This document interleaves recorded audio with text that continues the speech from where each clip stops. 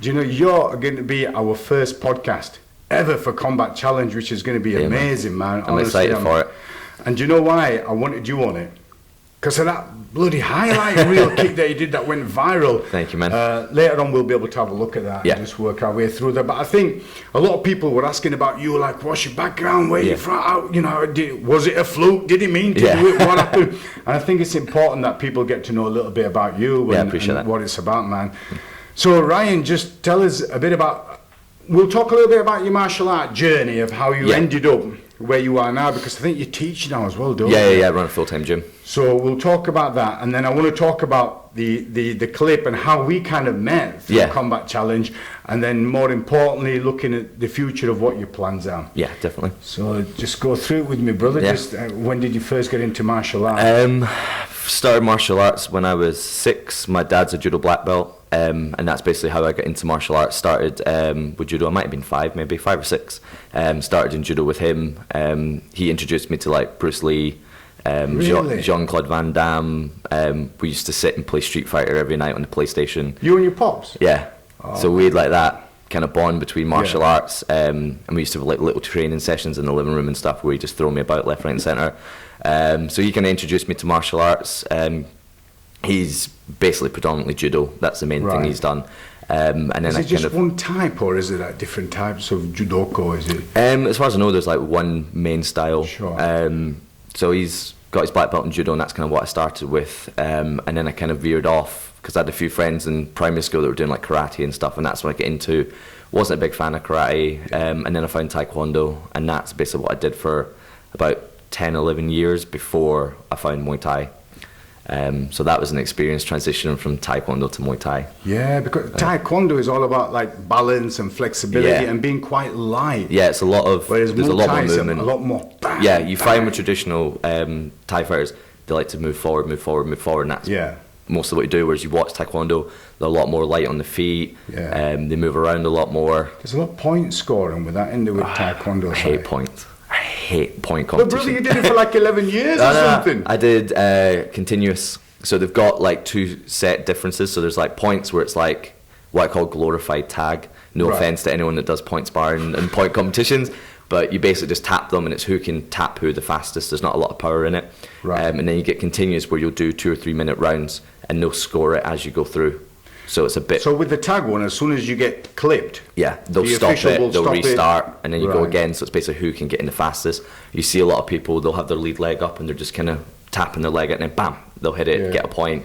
Or you'll find blitzing, which is a case where you kind of block and throw a back fist as you run into them. Oh, I've seen that. Yeah, so you get that a lot, whereas in the continuous, it's more like an actual fight. You just continually fight and they rack up the score as you go on. What did your pops think about you going from judo to taekwondo? Was he cool with that? Or? Yeah, he was fine with that. I mean, he's still my judo coach to this day. Really? Yeah, so whenever I go back home, we'll get sessions going and he'll train me. Because also I do jiu-jitsu as well, so training with him in my judo is like a big help for my stand-up as well. Judo, man, you didn't even use it in this fight because it was a K1. Yeah. Do you know what I mean? Which is mad. I keep getting people going, oh, when are you going to transition to MMA? Yeah. Well, I was going to ask you that. So for me, I want to focus on my K1. Yeah. If I can find a coach that can help me transition my jiu-jitsu into MMA jiu-jitsu, then I'd love to give it a go. But for now, I kind of want to focus on my striking. Cool. So who was a taekwondo person that kind of guided you through? Master James Johnston. Right. Basically, my whole entire martial arts journey, because I'm only 5'7", always been fighting people taller than me. Yeah. And he's about 6'4". So as a kid, it's like Bruce Lee fighting that Kareem Abdul-Jabbar, wasn't it? That's what it felt like legs that are like 4.5 feet long. So I'm used to fighting people taller than me. Used to just constantly head kick. Oh, cheers for that. Yeah. But yeah, that was where I learned a lot of my striking. We weren't so much. It was a small club. It was just a small local club. But he had students that went on to be like British kickboxing champions and stuff like that. But I was quite young when I was training with him.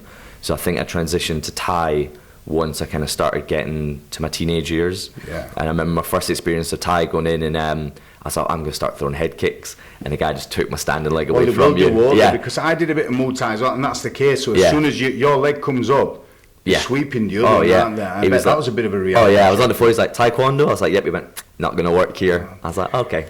And Taekwondo, if I'm right, it's more of a side stance, in it, because you want that distance to try to keep them away. Yeah, exactly. Whereas Muay Thai is slightly a bit more square. Yeah, which is kind of what I kind of like to play between the two of them. So Right.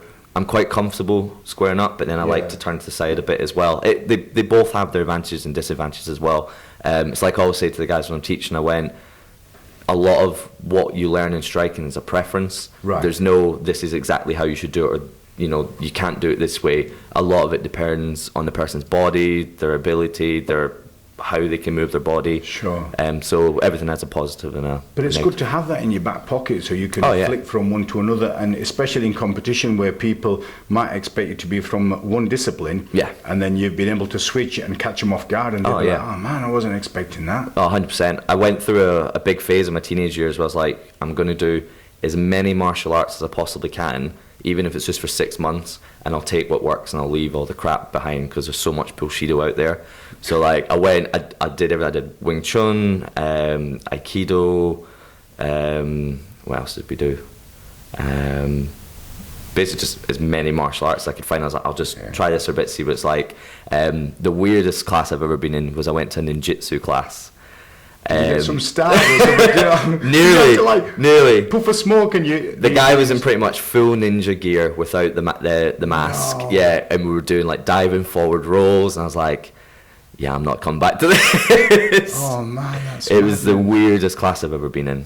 So like with the, you said Wing Chun and then you Yeah. said Aikido, were they influenced by movies like Bruce Lee or Steven Seagal or anything like that? Or was it just you going through this phase and trying to create a melting pot? Yeah, it was more just kind of like I went on this kind of little journey to kind of see, what martial art, because there's a lot of stuff out there that's shite. Yeah, you see it all the time. You do, even now, the man. no touch stuff. That's just crazy. Yeah. I think, for me, I think hypnosis plays a part in that. Yeah. For people to genuinely Buy into it. And they seem legit people, Yeah.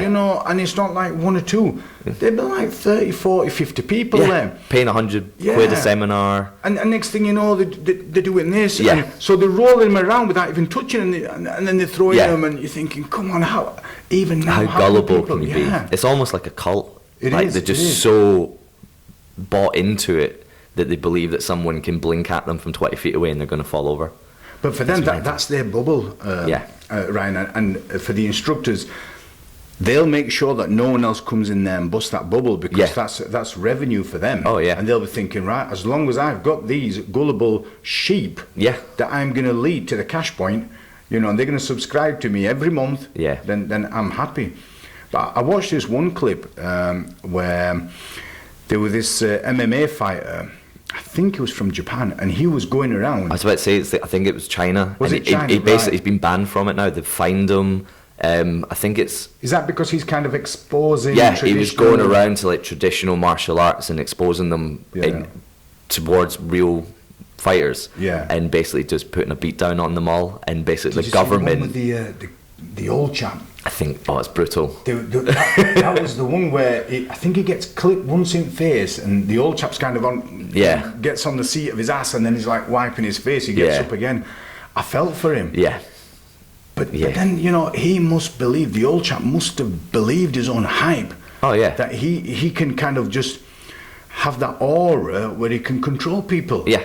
There's another one where the guy, I don't even know what he's doing, but he sat on his knees. And he's got another guy sat in front of him. He's like, you won't be able to punch me in the face. And the guy I've seen hits that. him Yeah, so yeah, hard over and over again to the point he has to quit. Yeah, I'm I've just seen that one, yeah. why? It's like... But to get to that level, Ryan, they must have been so built up in Oh, their yeah. own hype. Yeah. That they must think, I'm the guy here. Yeah. No one can do anything to me. I can bloody levitate Oh, if I want. 100%. Yeah, I'm just going to click and disappear. It's just weird. It's like, I still don't understand why people pretend to be Brazilian Jiu-Jitsu black belts, why Yeah. there's still fake black belts out there. Like, there's a lot of traditional martial arts where you can put a black belt on and you can fake it. Sure. And people are like, yeah, I guess you're a black belt. But with Jiu-Jitsu, Yeah, it's like that saying, the mats don't lie. They don't, And I love yeah. seeing the videos on YouTube of guys storming other gyms who are like purple, brown, black belts, and Yeah. being like, all right, I'll roll with you. And they get absolutely massacred. And they get called out. It's the truth, isn't it? It's there. You're exposed. It's you. You're not Oh, yeah. It's not like you're playing football and you can hide in defence Yeah, or yeah. something. It's you. Oh yeah, brother, I get it, man. I do a bit of jiu-jitsu and I get mauled. Last night I was with Kevin Mullen and Callum Mullen at Gracie Barra Jiu-Jitsu on Beacon Road in Bradford. Yeah. Unreal, man. They're just legit thugs. Oh yeah, I've seen a few of their MMA fights. These guys all are three legit. of them. There's Kevin Mullen, Callum Mullen, Tom Mullen. They're all involved in MMA, and they're just unreal. Oh yeah, I've seen a few of the fights. They're like legit savages as well. I'm going to get them on a podcast, all three of them. Oh yeah, it'd be like the Cray twins and then plus one. I'll be like, whatever you want, my friend. You can have. So the jiu-jitsu one that you did, sorry, the ninjutsu one that you did, I think they've still got your application form waiting for you to come back. And then the Muay Thai, where did you end up doing that then? So I think I was about 17, because I'd done a few classes here and there at like a couple of different gyms. Sure. I think I was still at college or something, and I can't really remember, but I was like going between some different gyms and just getting classes in. Yeah. And then I did a few months at a gym called the Grip House in Glasgow. Mm-hmm. You might have heard of them. They're quite a big gym. Some fighters forward, you know. Oh, they're quite a big gym. I was speaking to a chap. They've had like some guys on like UFC and stuff as well. Yeah. So I did a few months there, just working Muay Thai. And then, why Glasgow? Were you living there? Yeah. That's originally where I'm from. So this was before I like moved to Leeds and stuff. And then I've kind of found for like a lot of the time, because I was kind of moving about different jobs and stuff in different cities, I'd basically just go from gym to gym wherever I could find a class. A lot of the time I spent training by myself as well. Like I had a bag. I'd been training for quite a while by that point, so I was like, well, I know what to do. I'll just kind of keep myself on my toes. Moving it. The good thing about that is, Ryan, it shows that you're humble, because to go to a different gym wherever you are, people do that sometimes where they're working away from home, and they'll find out where the local gym is, and they're just humble people. They want to learn and they want to test stuff, and like you said, for you it's just like a melting pot of just trying to find whatever you can and say, right, okay, this is for me, this works, this I don't think it'd work under those circumstances, I'll leave that out of the way. Exactly. It's no good for me. It's putting the difference between what's self-defense and what's sport. And a lot of places don't do that. They just kind of go, oh, you can use this for both. It's like, my biggest gripe with Leeds is there's so many McDojos in Leeds, and that's the biggest thing that grinds my gears. People that teach shit and take money, hard-earned money off of people. I know a few of them quite well, and they're just sometimes it's hard to bite your tongue, and also sometimes hard when you see stuff on social media. And you think, no. Yeah, it's hard as another gym owner as well, because you can't really talk out about it, because then people are like, oh, well, you're just bad mouthing other places. But there's like legit like awesome gyms in Leeds. Also, you've got like Bad Company, Kia Fonteep, is that Richard AVT. Smith at Bad Company? So you've been doing it for a while. So you've got some like really, really good gyms in Leeds, but then you've got, and it tends to, and it bugs me coming from a traditional background, it always tends to be the traditional martial arts that have those bullshit gyms where they're like, oh, it's £80 a month for 2 classes a week. And then you've got to wear a certain uniform. And then you have to buy a uniform. Oh, we do an add-on black belt program, which is an additional £50 a month. But that's a fast track to your black belt. But that says it all, doesn't it, man? You know, you have to buy weapons, but we're not actually going to compete in weapons forms, but your kids have to buy them anyway. You know, from me. You've got to buy them from me. They hire their own black belts who are teenagers with no teaching experience, just so they don't have to pay people who actually have teaching experience.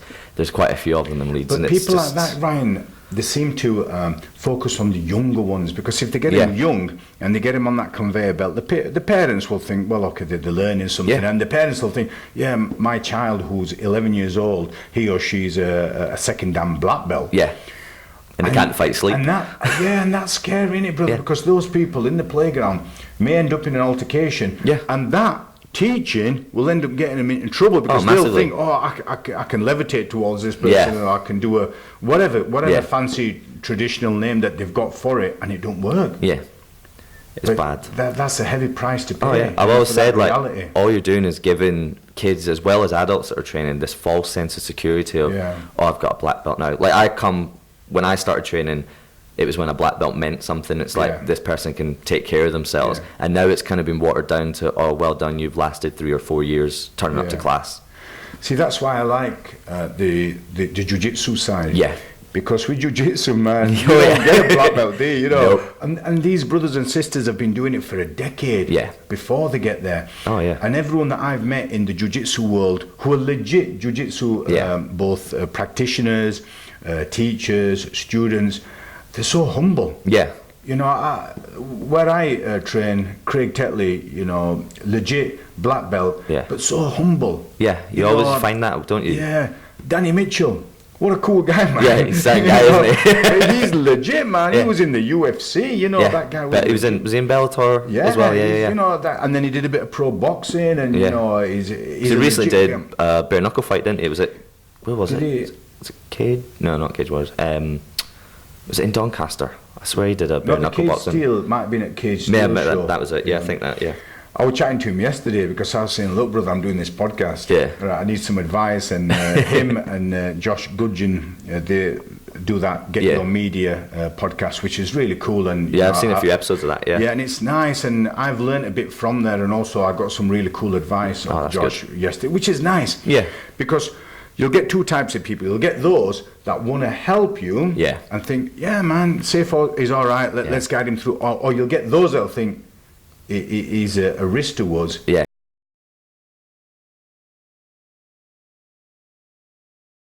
Do the same thing of us. Yeah. No. And they won't do it then, you know, they won't, or they'll guide you down a wrong path and they'll signpost you somewhere that's going to end up being a dead end. You know, thanks for that, you know. Whereas I'm quite fortunate because I've been around in the world and I've always been pleasant with people and it's worked out well for me. You know, otherwise, why would people like Danny Mitchell, you know, speak to me? I've been chatting to a couple of people and it's nice to get that. What's the thing? If you're a dick, it's going to come back to bite you. Yeah, to know, don't you? Especially in like a small community. You know, there might be loads of people training and loads of coaches and stuff, but it's still a small community. Yeah. It's like I find that with some martial arts schools. It's like it's weird. They don't tend to help each other out. It's kind of like, you're automatic competition, even if you're on the other side of the leads. Is that like the traditional side of? Yeah, in a way, yeah. Like, I mean, one of the things for me is if someone gets in contact and wants to come to the gym, but then maybe our times don't work or we're maybe a bit too far from, the first thing I'll do is like, okay, whereabouts are you? Okay, here's the gyms I would recommend. They're great trainers, go to them. That's cool, is that? That's really cool. So it's like, I'd rather you went somewhere and trained than didn't train at all because you couldn't make it to our gym. But they'll remember that, and he or she'll think, yeah, I'll tell you what, it was all right, Ryan. And if things change, then they think, oh yeah, I'll come to yours because you weren't trying to control and shape and mold me and make sure that, you know, if you leave me, we'll end up your subscription. We'll end up, you know, you'll end up being defenseless out there. Yeah. So I've always said to my guys, like, if for every reason, because I know from training myself and then having my own gym, life gets in the way sometimes, and sometimes you can't train, and it's like I'm never going to hold it against you. If you want to stop training, at the end of the day, I think that's you know, what am I trying to say? Yeah, if you can't train, then it's more a shame for you that you can't train anymore or you don't want to train anymore. But life gets in the way, so I'm always like, if you have to go away, the door's always open. I'm never going to be like, oh, well, you left, you can't come back. That's really cool. You know what I mean? Danny Mitchell at AVT. See, I look at AVT as like a homing pigeon. Yeah. So you're always going to go back down there, and you see those fighters like the Mullins, you know. So they'll train everywhere else, but they always go back to AVT. They'll train with Nam Hwan at Combat Base. You know, they'll do other places because they have that respect. And also, Danny Mitchell isn't the sort of guy who's controlling. And saying you will, if you go there, that's it, we're finished.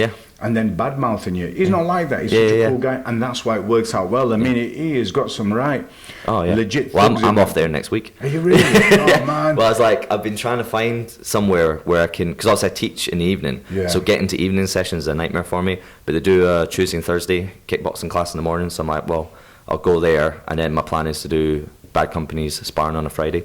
So that'll kind of help me with my camp as well. He's been doing it a while, that Richard Smith, hasn't he? Yeah, he's got some savages in that gym. He's good, man. He's good. You know, he's a good guy. He's been in the business a while. Years ago, I did a bit of Thai boxing. With a guy called Dave King at King's Gym in Bradford. Okay. And that was it, because that was my first introduction to martial arts. And what happened was this new gym had opened up. And they put out flyers, and I used to live up Leeds Road, and they put out flyers saying, oh, come to this gym, you know. And when I went, and they had like some demonstrations, and one of the demonstrations was Dave was walking on glass. What? You know, like and I was like, whoa, I want to do that, you know. But it was only a demonstration. It never happened in the session, you know. But Muay Thai, I found it legit, you know. And those guys, you know, even the warm-ups, you know, the amount of skipping and sit-ups and press-ups, and you're thinking, man, and the pads. Because, you know, with traditional boxing, you've got the mitts, ain't you? Yeah. With them, it's like the big pads. Proper leather Thai pads, yeah. And, you know, and they're like bricks in the winter. Oh, my God. That's one of the worst things I hate. Solid Thai pads in the winter. It makes you want to cry. Yeah, and then you've got the buckle on the back of it as well if you catch the... Oh, man. So I did it, but it was hard, brother. Oh, yeah. It's tough training, but it's good. Like, I worked with... I did some privates with Liam Harrison for my last fight as well. Yeah. I felt that really benefited me as well. Liam's a cool guy, isn't he? Yeah, absolute monster. It sounds like, it sounds like you're surrounding yourself with right people, you know. Like even, I've never been so scared play sparring with someone in my life.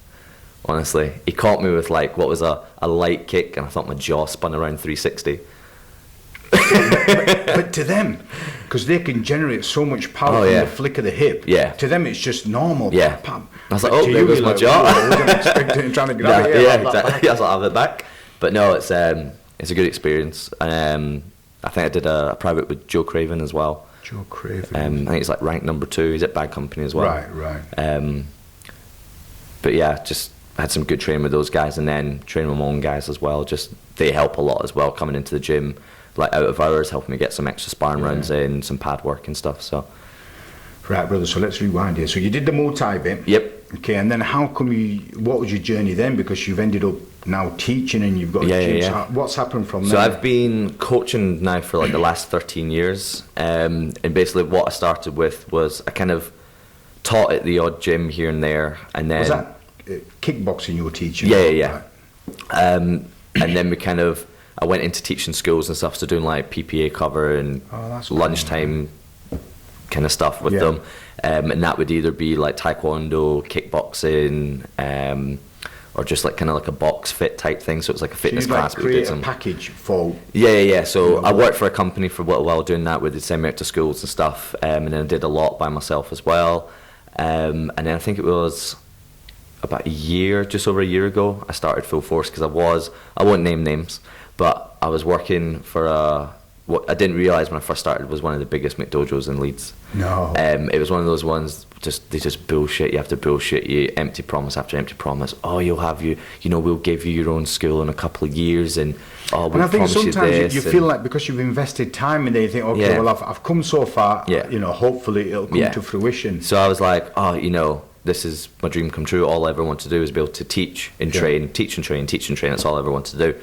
And then the longer I was there, the more, your eyes start opening. You're like, wait a minute, like I once suggested, I'd love to give up my own time and we'll start a competition team, and I'll give up my time to teach the kids extra. I'll go corner them, if I have to, I'll drive them to events and stuff. Yeah. Oh no, our kids will get their asses kicked. But then you start questioning. And I was like, and then there was like, it's one of those ones where every 3 months, every kid grades. You pay your grading fee, you get your new belt every 3 months. I'd go with a list going, these kids aren't ready yet. No, just pass them. Don't want to deal with the parents. So it was one of them, and it got to the point, I'm not teaching here anymore, because I wasn't allowed to teach what I taught. It was just their syllabus. Yeah, here's the syllabus. They were a franchise, so it was, here's our syllabus, this is what you must teach. And I was like, right, fair enough, it pays the bills, and I did the best I could with the kids. Mm-hmm. And then I left, and I was like, right, I'm going to do my own thing. I said, I've been teaching long enough, and I've been training long enough. I feel I've got stuff I can pass on. So we started for the first year, we were just hiring a dance studio, and we just kind of worked out of there. And then April this year... When you say we, was it someone else or just... No, it was just me. Oh, yeah. Cool. So I was like, right, hire a dance studio, we'll go from there. And basically when I left, a few of the kids from that school left as well, because their parents were like, well, if you're not teaching anymore, my kids aren't going to stay. So I started off with a few kids, and then we opened our full-time gym this year in April. And we pretty much nearly tripled our numbers since opening. Sometimes people are a bit reluctant to let go and take that leap of faith, and you got to believe in yourself, and you got to think, I got to do it, man, and see what comes of it. Yeah. Why Full Force, brother? It was weird. That was like, I was sitting with my dad, I was sitting with my parents one night, I was like, right, I need a name for the gym. I was like, I don't really want to call it like Kennedy Martial Arts or something like that. I was like, I kind of want like a cool name that that plays into it. I can't remember the first name I came up with, but then I searched, I was like, oh, there's about 12 different gyms called that name. I was like, right, next one. And then my dad just sat and went, oh, Full Force. And I was like, oh, Full Force Martial Arts. And then we now have this thing in the gym where I'm saying, we've got this in joke now where I go like, oh, don't do it like Full Force. And then they're like, hey, you said the name. Yeah. But yeah, it just came from that. So it's like, it basically, you've got to go full force with what you're going to do. So one of the things I say to the guys, it's like, you fight how you drill and you drill how you fight. Sure. And like, if you're not going to put the effort in, what's the point? You know what I mean? You get those people, brother, who when they're training good and hard, but when they're competing, they're completely different people, and you think, let yourself go. Come on, you've got the skills, you've got those tools. Yeah. You know, and then you'll get others who in the gym a bit quite lackadaisy, you know, but when they compete, they get in there, they're just unreal, aren't they? And it's trying to harness both would be amazing. Yeah. So then you've got the ideal person who does both. Because I find the hardest thing when I opened the gym was obviously a lot of gyms there's like two choices. You go family gym or you go fighter gym. So I've tried to go up the middle. So now I've got like a small little core of like older kids and some adults that are like, we want to do interclubs, we want to get into competing. And then I've got a large bunch of them that they just do it because they enjoy it. We do have like a grading system as well, but it's like one of those ones where you don't get promoted unless I've took it from like how jiu-jitsu do it. You don't get promoted until you're of that certain level. So it's like, say it goes like white, yellow, orange. I've had some people go from yellow to orange in like 6 or 8 months. Some people it's taken a year, just because the first 3, white, yellow and orange, is harnessing your basics. So until you've got your basics, which are key, basics win the fights. Well, that's your foundation, isn't it? You know, building a house without the foundation is just going to crumble. 100%. That's the thing with jiu-jitsu, man. People say, oh, it's only a couple of belts, you know, you're white, you're blue, you know, you're purple, you're brown, you're black. My little cousin got his karate black belt when he was 9. Wow. Why are you still a white belt? That's crazy. And like with jiu-jitsu, you got a white belt and then you get one little white tag, you know. And it means so much as well. It does, because it's only a bit of electric tape, you know what I mean? But it means so much you don't want to wash. That thing, because you think it'll come up. Then you got to get 4 of them before you get onto it. But each one, you know, when you get your name called out, it means something. Yeah, it feels good. And because you're representing, aren't you? Yeah. And you're representing in a world where you're going to be exposed. So it's not just you, it's you from so-and-so. And they look back at your LinkedIn and think, right, you're part of this gym. You know, this is your instructor. He or she was taught under so-and-so. And there has to be that family tree. So you're representing it all. And if you can't hold your own, that needs to be stopped in the gym, so that, you know, the coach, they don't give you that, you know, kudos and think, I'm a blue belt, or I'm a brown belt, or I'm a black belt, because you've got to represent. It's like as well, so many gyms have like different things that you look at as well. Like you can take like 4 blue belts from 4 different gyms, and they'll all be certain different levels. One could be an absolute killer, like, now you should be a brown belt. And then you get ones that are like, okay, maybe you've just come up from white belt type thing. It's crazy how it's just like... And you see that in competitions as well. Oh, yeah. Where you look at I got my ass handed my last jiu-jitsu competition. Did you? Where did you do jiu-jitsu? I didn't know you did jiu-jitsu. I put it to the side for a bit, just because I'm focusing on I underestimate your sneakiness. When did you do blue that? Belt. Really? Well, I went to a competition. So this is where I made after this competition, I sat in the car for half an hour, silence, while I thought about my life. Because it was one of those ones where I was like, I hadn't trained very much. I think at the time I'd maybe, in preparation, I had like 2 privates with NAM. And then I had like 1 class, and I hadn't trained in something like 6 months. And I was like, I'll compete, let's go. I only got paired. I only get put against the guy who'd like won the last 4 or 5 events that they'd done, and was the invite for this one. Oh man, so he's at that level. Oh yeah. And he's like a 4-stripe blue belt. What was it? Empire, was it? Or no, I don't think it was an Empire. I can't remember what one it was now. Where was it? Can you remember where it was? Let's see it was so bad I've forgotten everything about it. I'm like, just forget it. But there's like one bit where I'd went in and I was just you had one, was it one match you had? Yeah, it was one match. I was out the door. It was one of those ones where, because I hadn't made the weight, because I was struggling with the weight cut, because I'd been a bit piggish. It's my biggest issue. And then, so I'd gone up a weight class, and the guy must have been literally on the top of this weight class, and I've never felt anything like it. He gripped my gi, and I went, oh shit, this is some people he just gripped, and I just went, this is going to be my death now. And I did well, I think, to start. Like, I defended a few submissions, and then I made a mistake where he allowed me to stand up, and he just pushed back and foot sweep my leg away, dropped me to the floor, and just straight into an armbar. And it was one of those ones where, you're like, I could maybe get out of this, but I was like, he's going to break this if I don't. Yeah. So I was just like, here we go, I'll tap that. But after that, just sat in the car going, what am I going to do? I was like, because I was struggling to find a balance between training grappling and training striking. So I was like, I need to put them all into one of them. And I was like, I just can't commit to the type of training schedule you need to be a legit jiu-jitsu competitor. And I was like, I'm not going to be one of those ones that just pays an entry fee and gets my ass kicked every first or second match. I was like, so I'm just going to focus on my K1, focus on that, and then I'll maybe come back to my jiu-jitsu. Cool, man. Talking about that pressure side of stuff, because there you were at a crossroads there, weren't you? You sat in the car and you're thinking out. I mean, I love jiu-jitsu. It's one of those ones where it's like, obviously with striking, once you learn the basics of striking, there's only so far you can go with it. You can learn how to do things in different ways, and you can learn Thai style and Dutch style and yada yada yada. But with jiu-jitsu, it's constantly, like, every day it evolves, like, it just changes and changes and changes. I went yesterday, and I hadn't gone for a couple of weeks, and those mauling Mullins were there. No luck for you. So then we started sparring, but I just wind people up, me. So I'm saying to Callum Mullen, and Callum is the middle brother. I don't know, weight-wise, he must be 70 kilos. And I'm like 109, 110, you know what I mean? I've got one too many curves. So I'm like, And the first thing he says to me when we're about to spar, he says, I'll show you pressure. And I'm like, you're not going to show me pressure. Until you get crushed. Seriously, man. And people have the ability to just generate that. So it's like, it ends up being like a bit of a spear where the whole body just, oh man.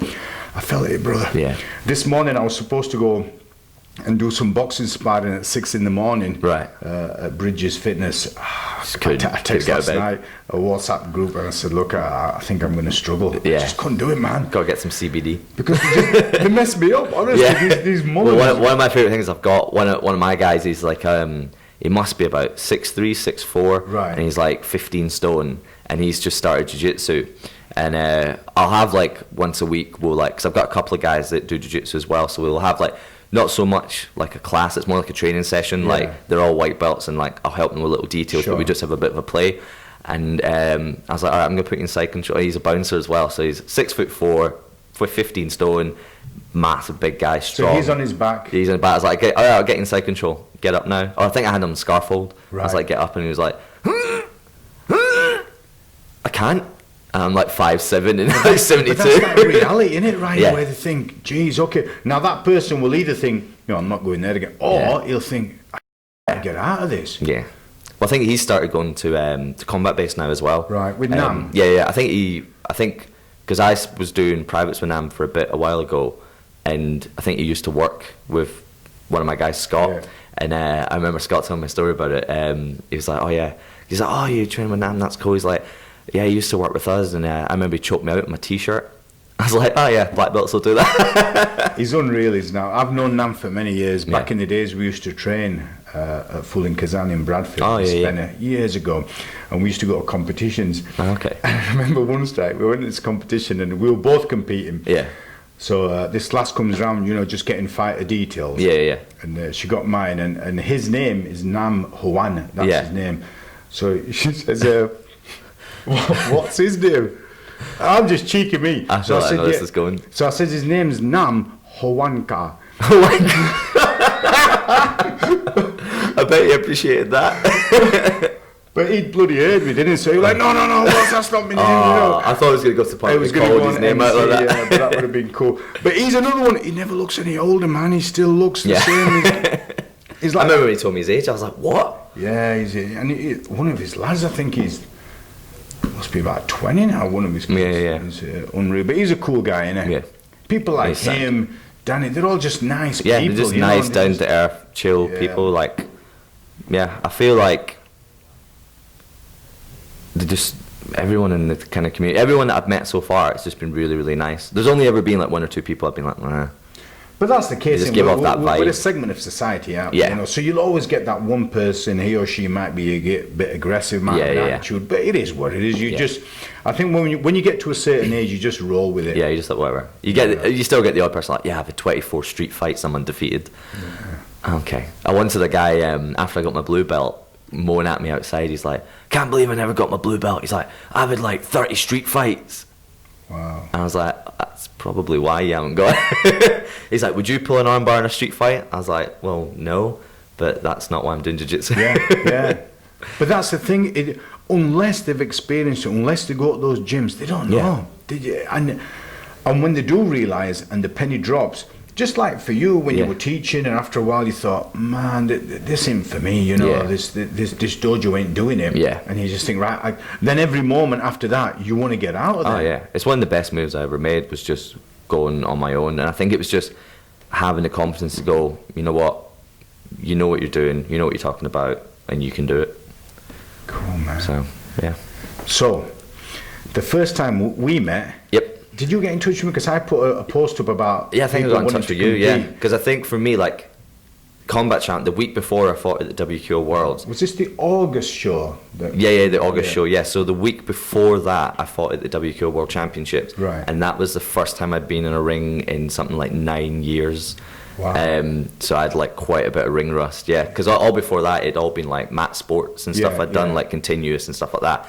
So, like, the reason why I got back into this, I was like, you know, and some of my guys have said, like, unless you've been to class and you see how you understand technique and how you teach and how you coach, it's like, I was like, okay, right, so I need more credentials as a coach. So I was like, I want to get into, because I've always wanted to train, but I've never either been at a gym that have kind of pushed me to, we'll get you to compete. So basically, like, I just kind of did it on my own. But that's cool, because that in itself gives you that bit of respect with your students as well. Because they'll think, right, Ryan, one, he believes in what he's teaching us, and he wants to put it into practice. If it goes well, that's awesome. Man, look what he's done, you know, we need to learn that. He's the guy who's teaching us. If it doesn't, it's like, okay, bit of a reality, let's see what happened. And, you know, it's been able to be humble, rather than, you know, being so up yourself, where you stay in that bubble and you just don't want anyone else to come in there. That's one of the things that bugs me about the way the MMA world's going now. It's like, who's got the biggest mouth? And it's like, for me, I've always said to the guys, I was like, you know, it takes guts to get in there, regardless of the result. And I was like, it doesn't matter how you could be top of the world. I was like, everyone gets caught. I was like, so I've always said to myself, I'll never be someone that comes out and goes, I'm going to kick his head in, you know, I'm going to smash him. I'm like, because it only takes one lucky shot and you're on your arse. And I was like, and then how do you look when you know, you mouth off like that? I was like, it can happen to anyone, so you kind of keep your feet on the ground. The problem we have, brother, is that sort of stuff sells tickets as well. You know, and there's certain fighters at a high level who will talk that talk and sell those tickets, you know, might not do well on the fight. Then you get those who are really good fighters at that level, but because they don't talk the talk, they might not get the pay-per-view, they might not get stuff what they should get because of the skills that they have. You know? It's like, look how overlooked Nate Diaz was in the UFC as well. And he's just a savage. He is, brother. And then you get idiots like Conor McGregor. But that's the thing. Some people are really cool at just building the hype. And others are just not like that, but they can fight. You know, John Jones was the one where I thought he struggled to build fights just on his personality. But his fights people would watch just because of the skill that he has. He was next level, John Jones. So he didn't have to say much, and sometimes to me it came across like he was struggling to kind of play this role as, you know, building the hype. But some people have it. And you can tell who's a natural with it and who's kind of putting it on a little bit. Like the Diaz brothers, they don't like those interviews, do they? Nah. They don't want to go, I love watching their interviews though, they're brilliant. I watch them just for them to tell the reporters where to go. They do that, I've seen them, So I've seen one of Nick Diaz sitting, he's like, that's a stupid fucking question, why you asking me that? We're done. And he just walks off and you're like, yes. And they're like, I'm here, I've got to do this interview, so go on, what do you want? Have you got to ask? So I think you got in touch with me because of my show in August, and then I matched you with Anthony Craney. Now Craney is quite known on the MMA, the K1, the kickboxing, the boxing community, because he's always out there competing. Yeah, definitely. God knows how many fights he's had now, man, brother. At the time, I think he said he had like an unbroken he had 12 his last 12 fights or something. He was undefeated. He was doing really well, and because he moved teams or something. I think he got a team. Yeah, so before he was independent, and then he was under a team called Team Mad. Yeah. I think he started with them from the northeast. Yeah. So I thought, oh man, now there's a bit of a height difference, wasn't it? Yeah. I think there is a lot with you, my friend. Yeah. It's my life story. So he'd be close to 6 foot, him. Yeah, I think so. Yeah. And I'm about 5'7". And in August, what was your K1 competing record? 0-0-0. Wow, so that was your first fight. Yeah, that was so my you first really one, wanted to put yourself out there. Yeah, and we had that discussion of amateur pro rules, and I was like, we'll go pro rules. Yeah.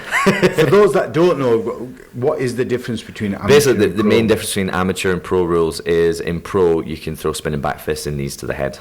That's the biggest difference. The main difference, really. It's not much else. Maybe it's a good thing you went for pro rules. You know what I mean? And then you had your bout. Yep. Which I think you went into the second round, because I've got it up there. Yeah. We're going to watch that. But once that fight finished, man, it just went viral. I think on the night somebody had recorded it on their phone, and it went to places like, I think, was it Sports Bible? Yeah, it was on Sports Bible, and I think it had just over 4 million views on Sports Bible. It's unreal. It would have been nice if they credited me, but it got 4 million views, so that was nice. That is mad. So there's 4 million people who'd seen that. Just on that one, and then there's about another 4 or 5 Instagram pages that are like knockout pages or MMA pages, and they shared it. So I think I worked out in total, from all the shares and all the posts, there must have been about 6.5 million views on it. And brother, we saw nothing, did we? We saw nothing from that. Because I remember messaging Sports Bible saying, hey, put some credit, and this is like the proper footage when I sent them. But by that time, they're doing loads out there. They're just getting it out. Well, there, their thing is, you may get £150 if they share your video. Right. And my brother sent them 3 messages like, well, pay us. And they just ignored it. But I got the views out of it. So. Oh, you did. Yeah.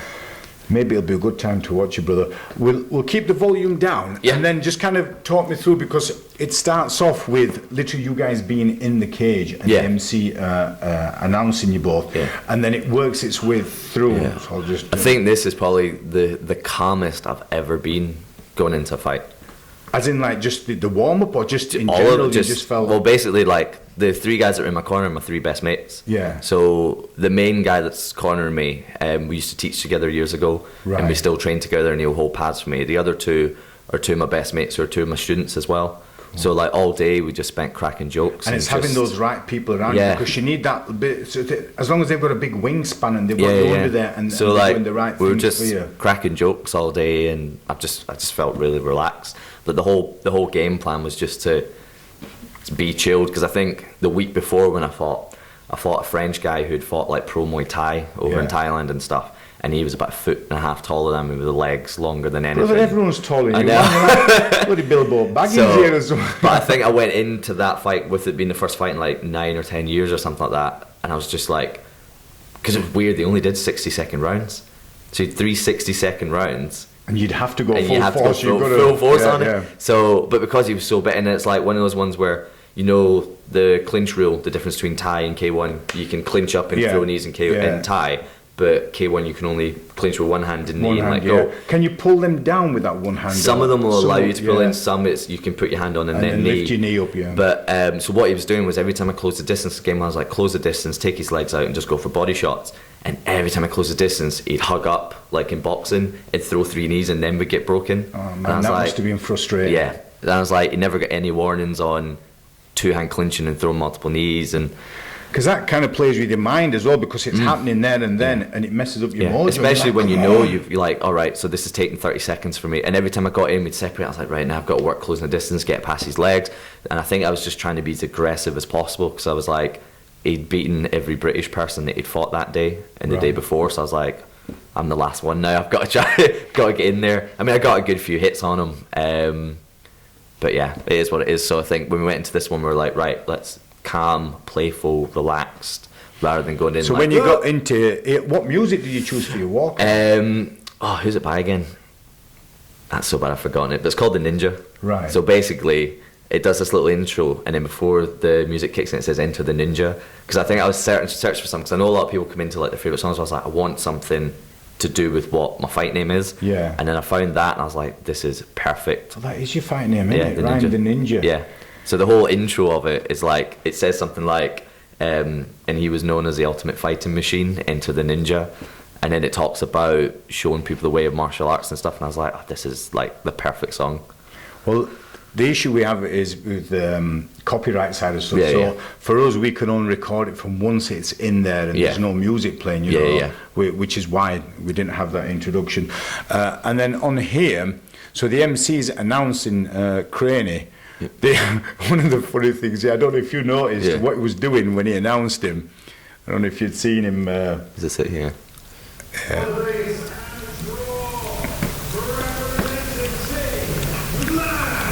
That's the kicker I've gone with. So, I mean, I don't know if you took any. You wouldn't have noticed then at the time, but I think I was still waiting to come in. And you're like thinking, man, of course, because he gets it now, and then you. It was only when I saw the fight back, I was like, oh, that's the kicker I threw. I do think credit's due where credit's due. Like, you know, he did well in the fight. And the thing is, he's comfortable in the cage because he's done it for so long. Yeah, I mean, I'd noticed as well, like, we had like a team session where we'd went through all these fights and kind of worked out a game plan. Yeah. There's Tubby me. What weight did you, was it 66 you competed? No, we were fighting at 73 on that, and I think I weighed in at 70 and a half. I was probably back to about 72, 73 there. Right. But ideal weight, is it 66 for you? Is that what you're wanting? Yeah, so I've got a nutritionist and stuff now in the strength and conditioning program. We're working trying to get that. But I've just come back from Spain, having a week away with family, and I'm probably at like 80 kg now or something. I'm going to have a tough 8 weeks ahead of me. So fight starts, we've got some really cool officials there. At this time, just talk me through how you're feeling and... So like the whole game plan for the first round was just, you know, nice and relax. I kind of went a bit much there, but our whole game plan was to kind of take that front leg away from him, because we knew he was a bit of a boxer. So we're like, if we can take that front leg away from him, make it harder for him to stand. I was just like, I'm just going to keep chopping that leg. As soon as you came out, you started with that, didn't you? Yeah. I think his game plan as well, I think because he knew I was a kicker, he's like, well, if I take his legs out as well. Yeah. But I like to do a lot of switching as well between my orthodox and southpaw. Because he's gone for the thigh, and then he's going for body shots as well. Because he caught me one, I think, like, as I went to block it, he managed to get his foot round the back of my thing. You can see it as I turn around, I've got a big red mark. So that was like a nice little clean kick he got. But there was a couple of heavy leg kicks he hit me with. I was like, all right, okay. Because he seems like a heavy lad as well. He doesn't seem light on his feet. He's just quite, like he's got lead legs. Got him a couple of times there, didn't you, brother? Yeah. So we're just like, you know, keep it playful, chop the leg. He don't seem too phased by it there, does he? He's just kind of I'm all right with it.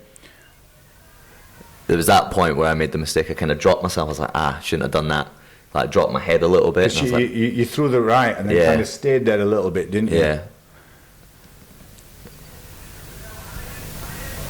But yeah, I just found, like, because he was quite tall, I was like struggling to get in close with my hands, so I didn't actually throw a lot of punches in this. Like, I'm quite a puncher, whereas I found in this one I struggled a little bit getting in with his long limbs. He did a spinning there, didn't he, brother? So I was just like, you know, if I just stick to chopping the leg. You can see the side of your body there. Yeah. Where it's caught you a couple of times with the body kicks. I think it seemed you just kind of wanted to keep chopping away at that leg, didn't you? Because I'd seen a fight before where he'd actually been stopped with a leg kick, so I was like, well, if I just keep chopping. But I think it's when it comes to the second round, because I noticed a lot of the time, this is when it's coming in, because we spoke about it in the corner, he drops his hands a lot, especially when you throw punches. Yeah. He tends to drop, so I caught him there with a right hook, which was quite nice. So after you know the first round, and then you're speaking to your corner team, what sort of conversation was had there? So Lewis, who's like one of my training partners, he was just like, you know, keep this pace going, nice and relaxed, nice and chill. He's like, you know, get in, get out, because he comes from like more of a point background as well, so we have jokes about that all the time, where more contingencies, more points. But we both have that, you know, in out type thing. Get in, boom, boom, boom, get back out. Which you find with a lot of Thai guys, they'll come, bam, bam, and then they stay there. That's just the style. So I've always found it when you get someone that moves in and out, it's harder to work your range, and you've either got to follow them or wait to counter and stuff. So when we got to the corner, he was like, you know, just keep doing what you're doing, keep chopping that leg. And we both noticed that whenever I was throwing stuff, his hands would come down slightly. Yeah. So this is how we led up to the finisher. Right. Let's see, because it's in this round where it ends, doesn't it? See, he's happy to do kicks and keeping you at distance. So it was here, I was like, right, if I throw this fake, his hands will drop. Boom. Oh, man. So he drops. Yeah. What are you thinking? Are you thinking, okay, it might be a count and they'll be back outside up? I was like, keep it chill, to stand up. In my head, I'm going, fuck yeah! but my whole body, I'm like, right, keep it cool, because he might get back up from this. Yeah, because you've got that kind of, right, okay, let's see what's the fruits of my labour there? What have I done? I was like, is he getting back up from this? But if you see here, it's kind of like doing something with his glove. I think there was a few comments, and when it got posted, people going, oh, he hit him so hard he's trying to take his gloves off already, and it looks like he was trying to take his gloves off, but obviously they're taped on. I think he's just disoriented. Because I watched it in like super slow, and as it hits, it's like his head turns here, and he goes out, and then as he hits the ground again, it kind of brings him back round, but he's still, because he came up to have to fight, he's like, I thought you punched me. Well, that says it all, doesn't it, brother? That says it all. I think on this one we've got slow-mo on here, but I'm going to turn volume up on here, because you can hear that kick land. It's the faces of everyone round about.